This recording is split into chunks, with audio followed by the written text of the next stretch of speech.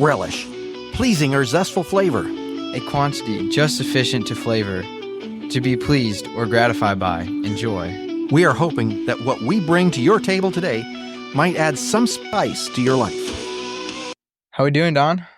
I don't know. We'll see what your question's like today. We got a little wordy that last time. That was a long episode. I hope you folks didn't fall asleep in that one. Yeah. Well, we're back with more questions for Don, and I'm just as excited as you guys are to hear what he has Probably to more say. excited than I am right now. Probably there's good reason for that, though. You got some hard questions. Good stuff. Good stuff. All right. We'll start with, I've always been interested in how people in Old Testament times could live till there was Methuselah 969. Yeah, how they could live that long. So I was wondering what aging was like. Do we know? Oh, man. I hope it was slower than what it is going right now, because at 767, I'm sort of feeling, oh, no. Noah built the ark at 500 years old. Yeah. Noah built the ark. Can you imagine being that agile and working with gopher wood, which is sort of like hedge, and putting together an ark? No wonder it took him 100 years working with that kind of wood.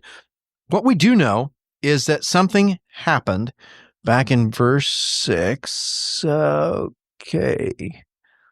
In chapter 6, then the Lord said in my spirit, I will not contend with man forever, for he is mortal. His days will be 120 years. And so we know that as part of the flood, God had changed his mind on how long people would live. We know that people died. I mean, even at 900 years, that sounds long to us, but people died, every one of them, except Enoch, of course, was taken by the Lord. Really. And so death was part of the lifespan, just like now.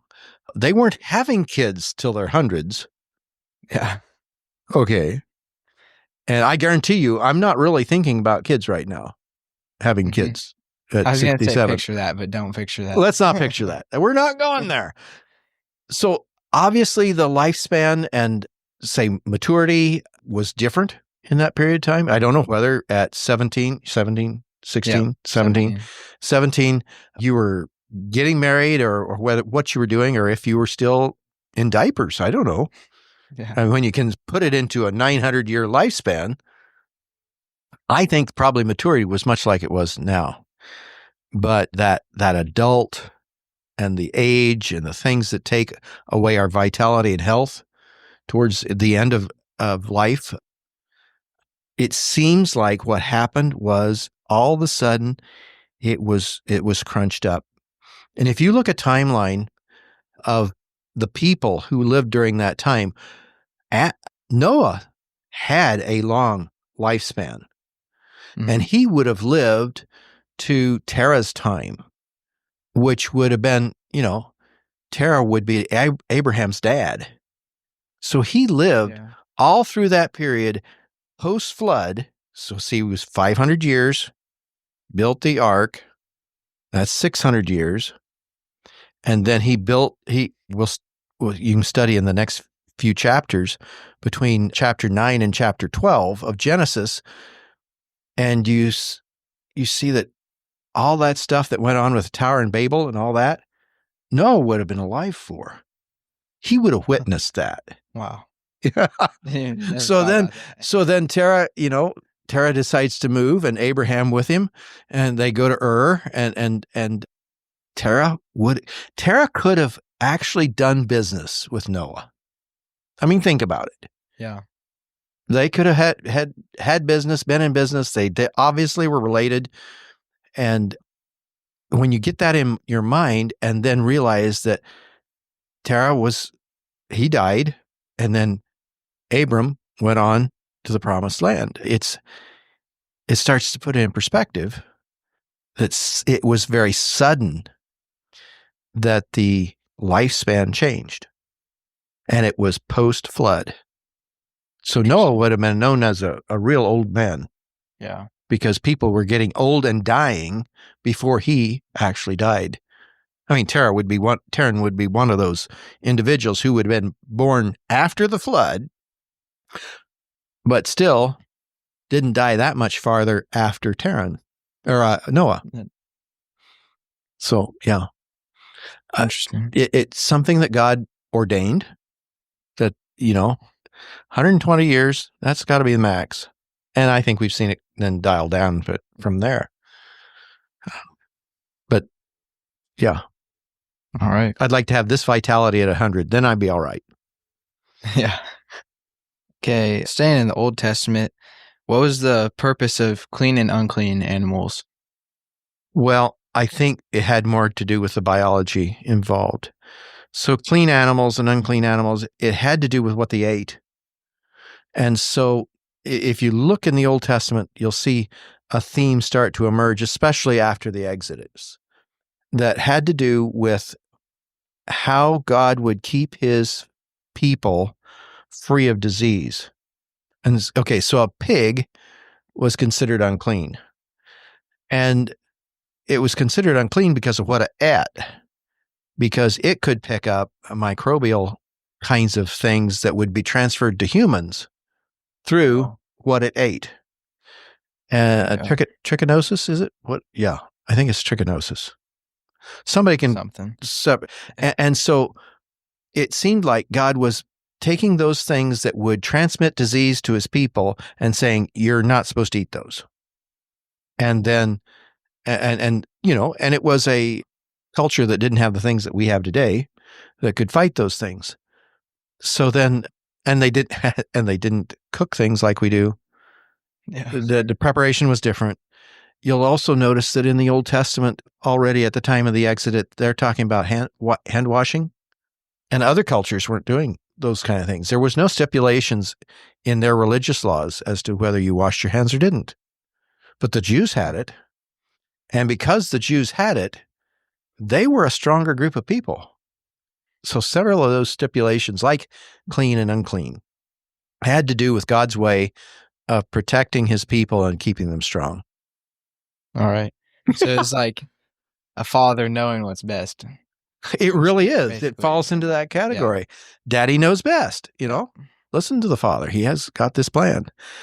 And then it's interesting how that changes then in the New Testament and why. Yeah. Okay. Easy enough. So I imagine I can just see it out there. Somebody's going to bring the rest of that question all these times. Yeah. All right. We'll just wait for it, okay? What do we learn from God based on his creation? If we look at creation, what can we learn from God? Learn from God and about God. Yeah. In his creation. I think it's really neat because you look at all the science that went into creation, even the days and their order, how intricate, even our biblical text, those who call it myth, I don't think realize how intricate those days are in the science behind what happened. So we have a very organized, calculated God who has thought through a lot of things that we never even calculate, like the disease and how long can plants go without the atmosphere being created and without getting rain, all those pieces that are part of the creation narrative.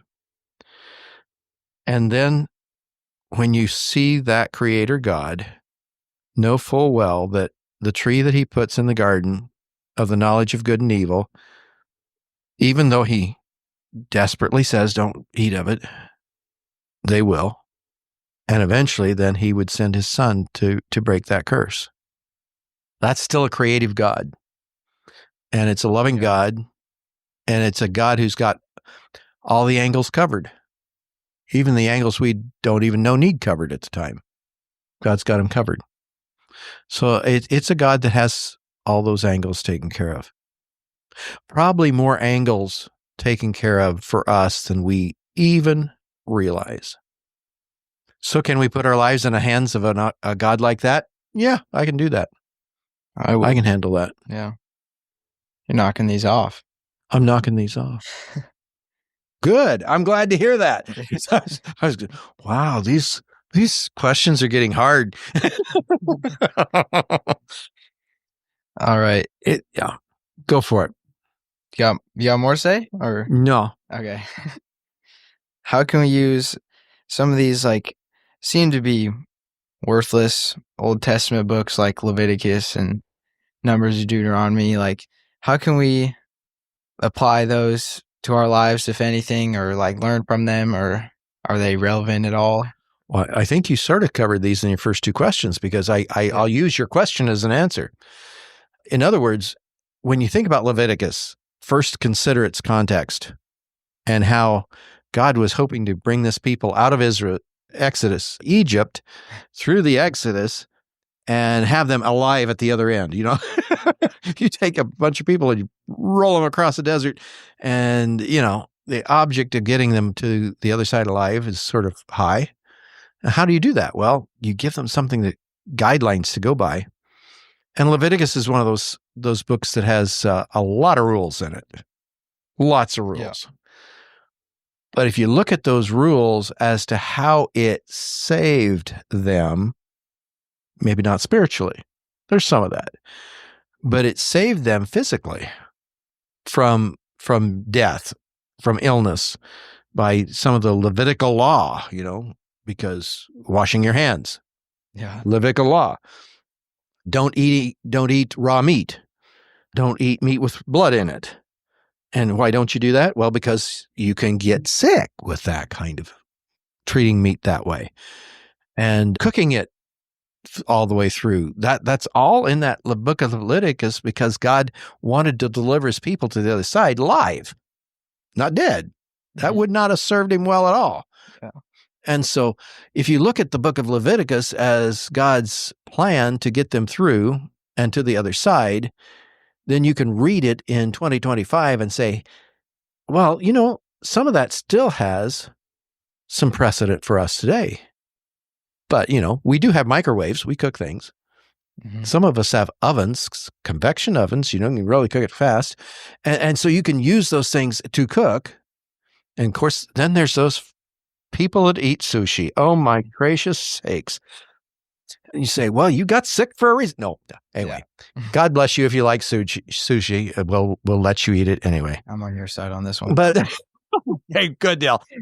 But the book of Leviticus was basically given to the people as a way of saying, hey, God loves you. He knows more about creation than you do. And this is how he says to eat. Now, granted, the Pharisees would take it to a high level and say, well, you're out of our communion. You're out of our faith. We're going to stone you to death if you don't do such and such and such and such. But it was really God's way of saying, hey, I care for you as a people, and I'd like for you to get to the other side alive, and to be a strong people and a healthy people. So that's the way I see the book of Leviticus. It still has that kind of application in our world today. Is it similar for some of the following books, like Numbers and Deuteronomy? Yeah, because they both have to do with certain laws and how you treat things and do things. I would treat it. The difference in some of that is Deuteronomy has more to do with the temple and temple objects. Numbers also has some of that as well. And so it talks about worship and separating a space for God. And that still speaks to us today. Let's make a separate place for God, separate place of honor for our Lord. Some of us call it church buildings, but the church is actually us assembled. Yeah. Community of believers. Yeah. Yeah. Make sure God has a special place in your life. Yeah. Well, that's sort of taking the broad stroke to Deuteronomy. That's a broad stroke. Yeah. Yeah. Like a big paintbrush. Well, Thank you as always, Don. Good to have these discussions, Rowan. Yeah. Good questions. And I hope they're good questions to talk about at your house, and maybe it'll spice up the conversation at your house. And you can even go in the comments and add to the comments, if you will, and we'll talk more about those things. We will. Yeah. Throw some questions down there. Let us know. That's right. Yeah. We'll see you guys next time. Lord willing. Thank you for joining us for this podcast. Feel free to become part of this ministry by sharing it with others. Our goal is to help each other grow deeper in our understanding of who God is and His calling to us in our daily lives. Thank you again for joining us, and may God bless your day.